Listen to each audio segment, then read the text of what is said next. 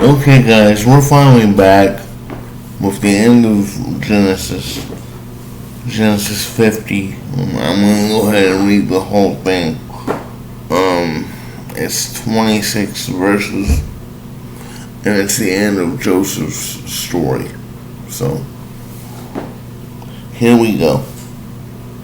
Genesis 50 starts out like this. Verse 1 says, Joseph threw himself on his father and wept over him and kissed him.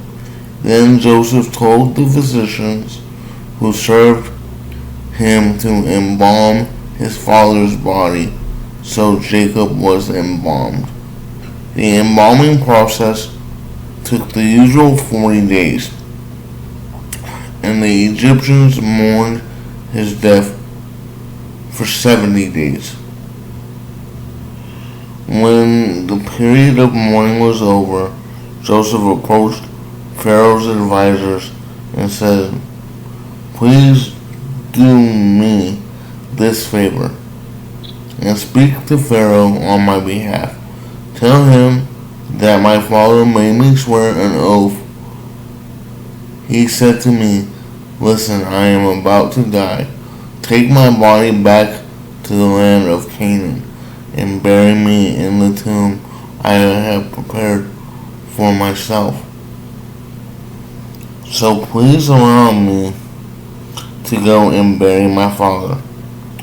After his burial, I will return without delay.'" Pharaoh agreed to Joseph's request. "Go and bury your father as he made you promise," he said.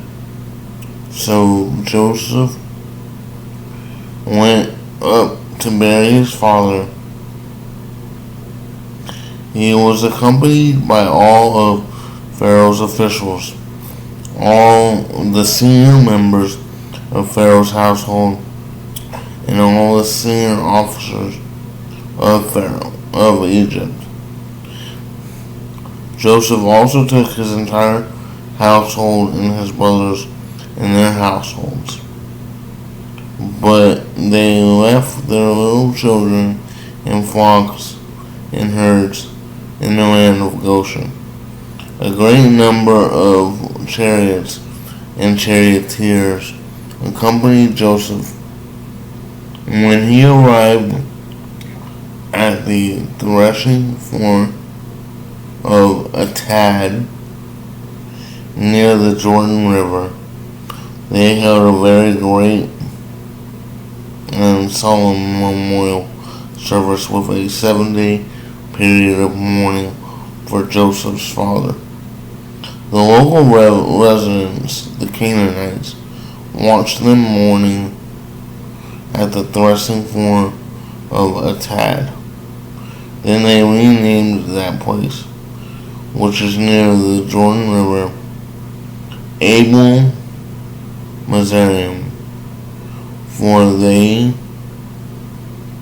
said, "This is a place of deep mourning for these Egyptians." So Jacob's sons did as he had commanded them. They carried his body to the land of Canaan and buried him in the cave in the field of Mapashad near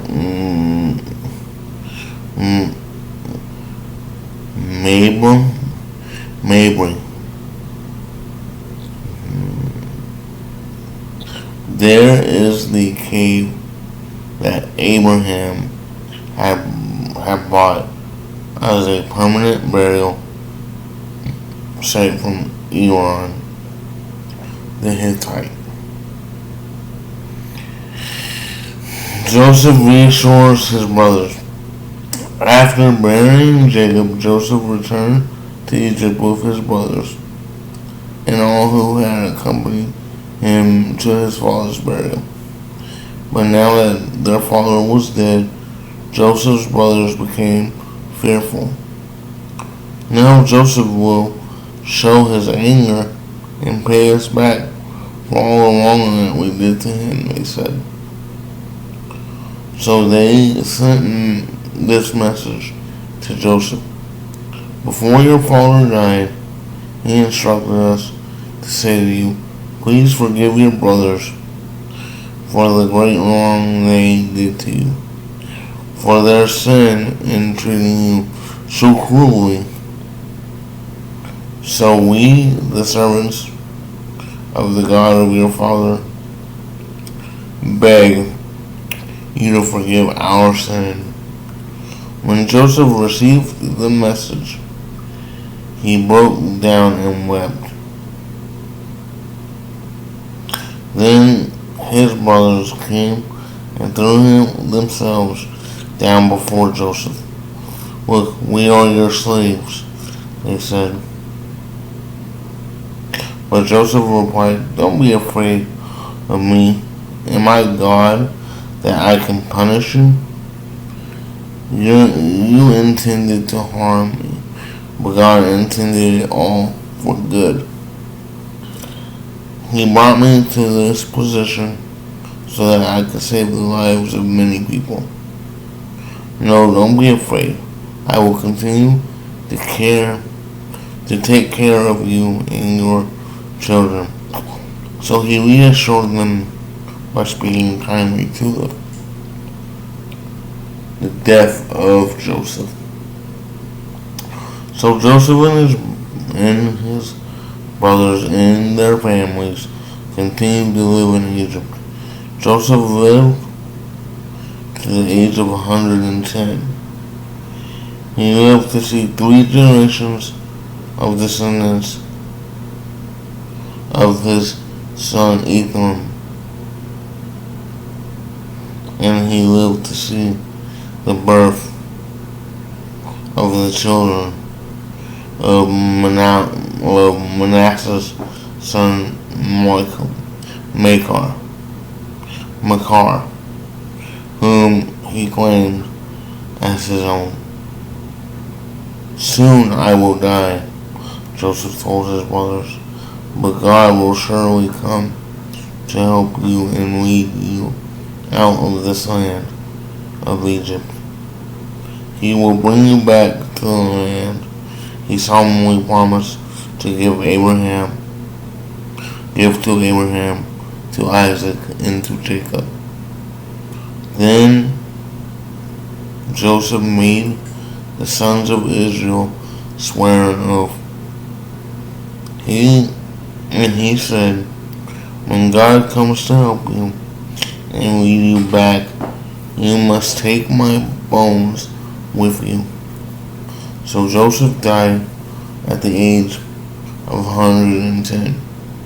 The Egyptians embalmed him, and his body was placed in a coffin in Egypt. Okay, guys, so that was the end of Joseph's story, the end of Genesis. I know that was a little long, but I kind of wanted to get through the end of Joseph's story since it's been a while since I've uploaded.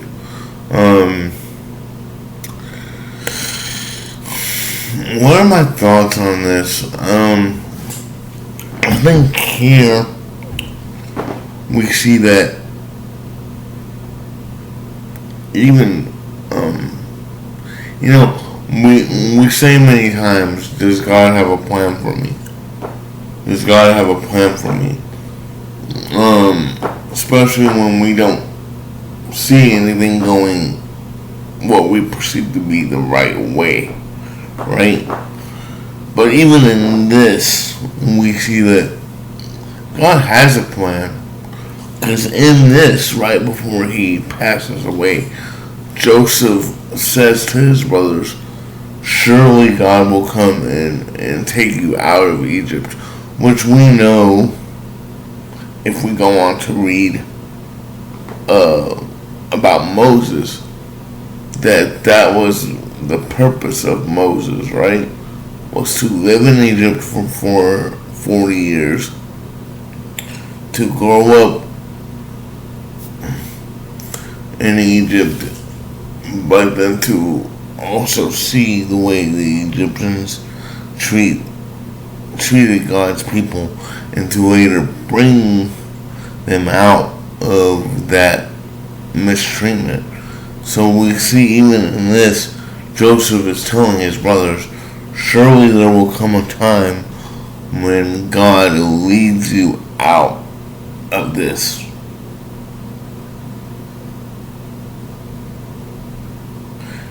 And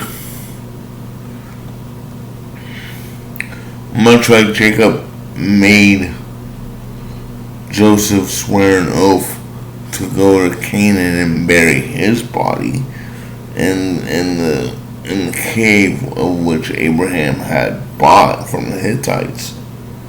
Now we see Joseph making an oath with his brothers that when they are led out, when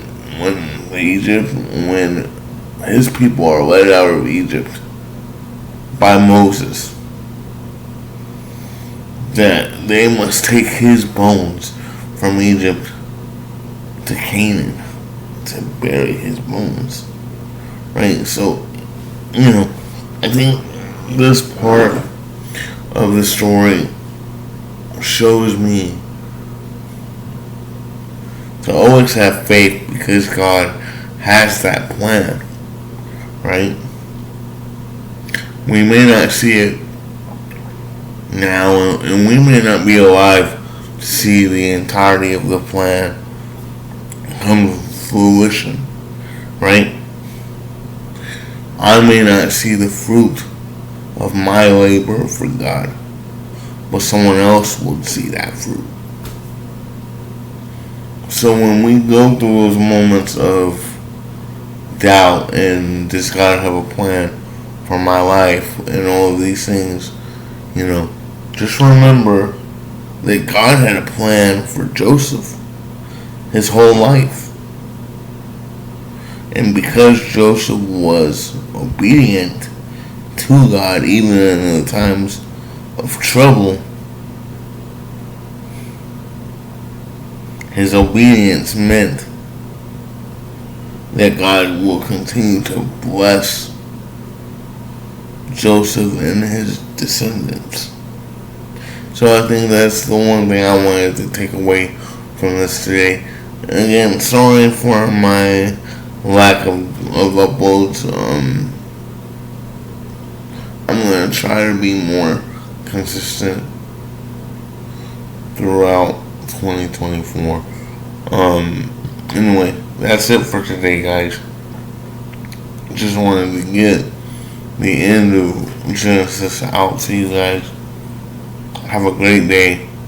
We'll talk soon. Bye.